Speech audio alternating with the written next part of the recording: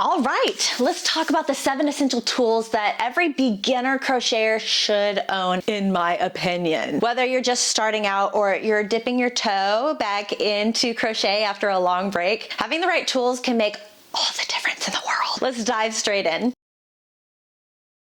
Number 1 is crochet hooks. First up, the star of the show, right? Crochet hooks. You can't crochet without one. Budget-friendly options. There are some plastic or aluminum hooks that are pretty inexpensive and easy to find. Brands like Boy and Susan Bates have starter sets, so you can get like every size or, every basic size for just a couple bucks. So pretty affordable. If you're looking for a high-end option, maybe you need ergonomic crochet hooks. There is some great ergonomic options like Clover, Amore, or Furl.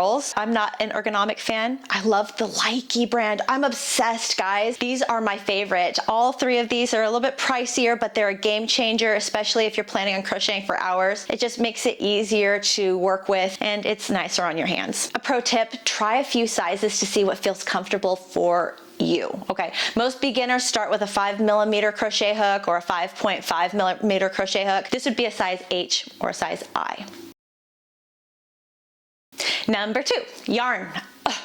You knew this was coming, right? The yarn aisle, it can be pretty overwhelming, so here's what to look for. Budget-friendly options, acrylic. Just start with acrylic yarns like Red Heart Super Saver. It's affordable and it comes in tons of different colors. It's perfect for practicing on, and it can be found practically everywhere. Other great options would be like Michael's Loops and Threads Impeccable Yarn or Joann's Big Twist. Honestly, I could go on and on and on with this list, but I gotta keep it short just so if we can keep this video to something manageable. Some higher end quality options that you could also look at. Different fibers like cotton or wool blends. They're really nice. They feel really comfortable. Like they feel different and it's fun to play with. Like Lion Brand's Wool Ease or Karen Cakes. They're both soft and they're versatile. A pro tip, stick with lighter colors and try to stay around the medium weight yarn, like a size 4 weight yarn, as they're just easier to see and work with.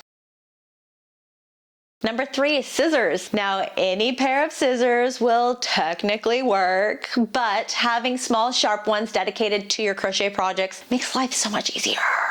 Budget-friendly options, check out Amazon. Type in, search for embroidery scissors. There are some beautiful ones that are actually extremely budget-friendly. If you're looking for a higher-end option, also search for embroidery scissors, but you could also look for foldable travel scissors. They're sharp, they're precise, and they're often adorable. Pro tip, always keep your scissors nearby. Somehow, some way, your yarn will tie itself into knots when you least expect it. Of course, right?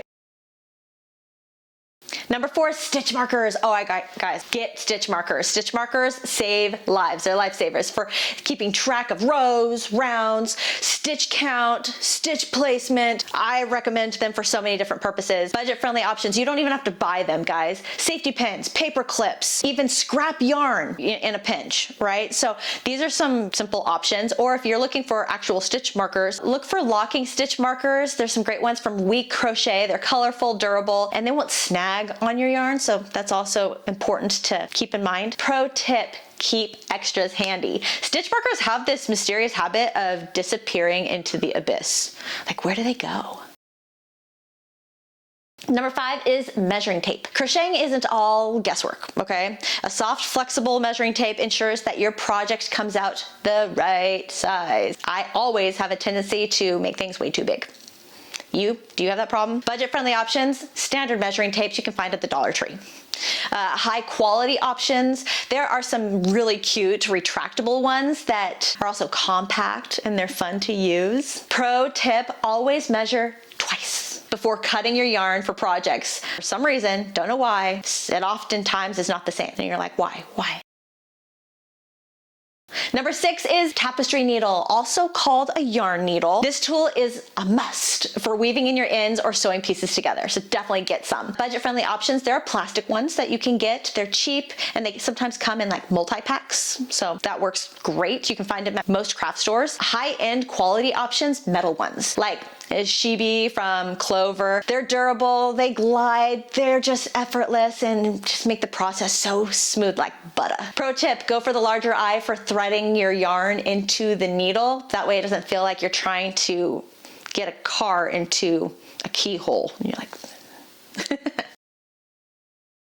Number 7, yarn bag or organizer. Keeping your supplies organized prevents tangles and messes, and it makes crocheting on the go a breeze. Budget-friendly options, you don't even have to buy anything, guys. You could use a reusable shopping bag. Like I have so many projects in like just grocery bags.